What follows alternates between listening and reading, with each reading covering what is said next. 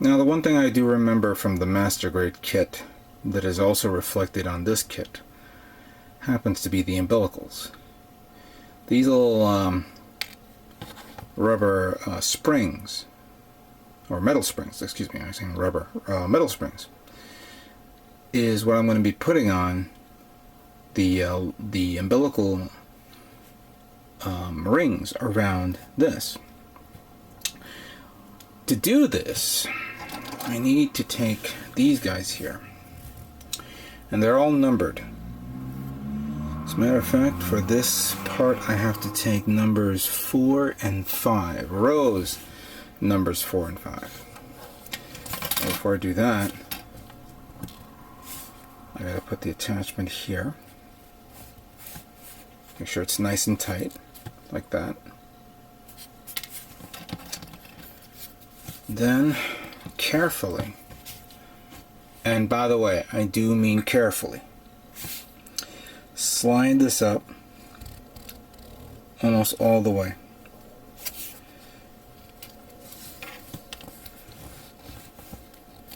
You may have to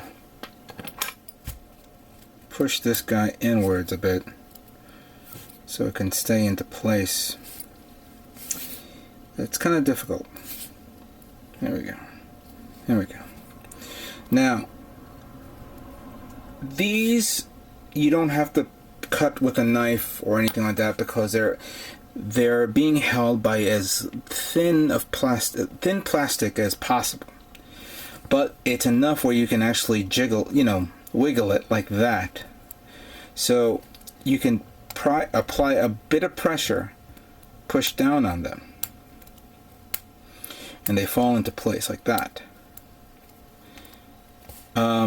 Be very careful not to do it around here because, as you can see, these things are also very weak, and they're being applied by a more like a pressure point than they are by a plastic part. I see that applying it with a nail, as you can see here, allows me to take it out as so, and it'll fall into place like this. Now, as you can see, there's it needs 2 more, and according to the instructions, I have to use portions of part 6 because part 6 was left over from the other umbilical. Or is it? I don't know. Here we go. 2 of part 6. I was thinking of another number. So take 1 of that, and then 1 of that. There we go.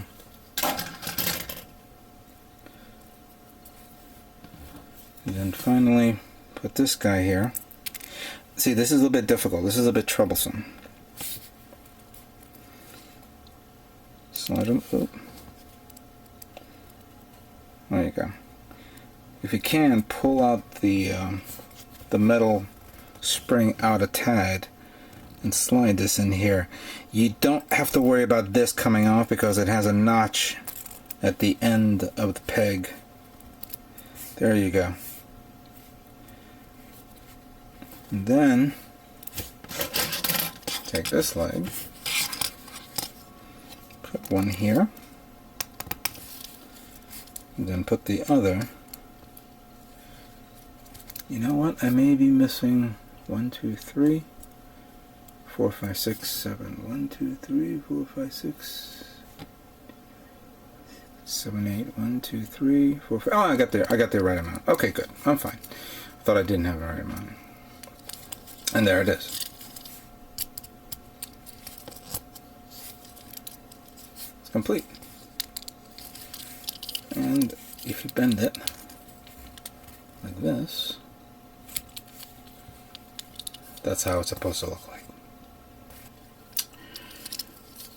Alright, so putting on the foot completes the leg, and it's done. So basically this is what the legs looks like without the decals, and here's what the leg looks like with the decals on. Not bad, right? So it'll work here for the decals. Especially, I really enjoy the back ones right here that covers up this. I mean, clearly this will benefit with a little paint job, but I say I might as well put them all on. And I really like the plain / metal coating type decals, even though when you apply it over the specific area, it doesn't want to settle down in a way, it doesn't want to conform with the part. But I guess, you know, that's a limitation right there. But these legs are done. Now the next segment we're going to be working on is the waist unit of the real grade Zaku 2. And first up, I had to remove this guy from the tree number B, which of course is the parts where all the frames are already pre-built and done. Like I removed from the legs, the internal frame from the legs. Now this guy was weird when I was looking at it, because when I popped it out, obviously it was in this position, but the manual says I have to put it in this position, like that, and then pop this off. I don't know why. Obviously I haven't read that far in the manual, but I'm going to put this off to the side if it's important and leave it there for now. So first up, it's going to ask me to put, I guess, the front part of it, which is part of the crotch. And then we have this guy here, part of the outer armor. Putting this guy to the side, I will now work on the, let me see, where is it? Where is it? Here we go.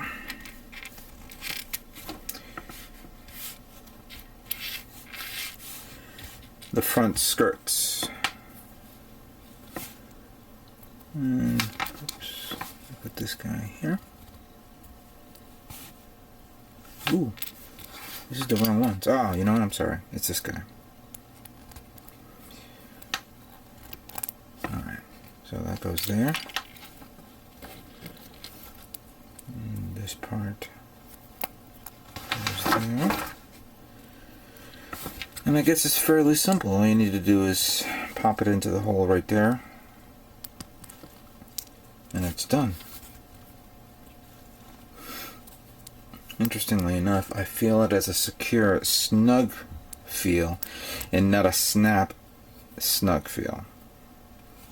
I wonder if these will pop out. Well, let's move on to the next page. We need this, these two guys, him. So I guess this is fairly straightforward. I tried to sand this off a little bit more, but it didn't come out right. Obviously, you know, for those of you who get this kit and feel like painting it, it'll benefit from a paint job, but I'm not painting this kit, so sometimes you gotta take a break on painting. Back to him and him. I snap this part here. I gotta watch what I'm doing. There we go. Okay, that's actually pretty nice. And then this part goes here. I think this is actually the cover for, I guess, whatever stands it'll hold up. So this part is done.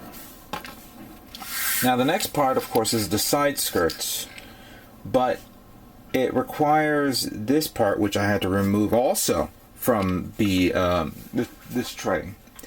And I had a bit of a, it was kind of tough to remove it because how, you know, how those parts were nicely, you know, snugged into the tree.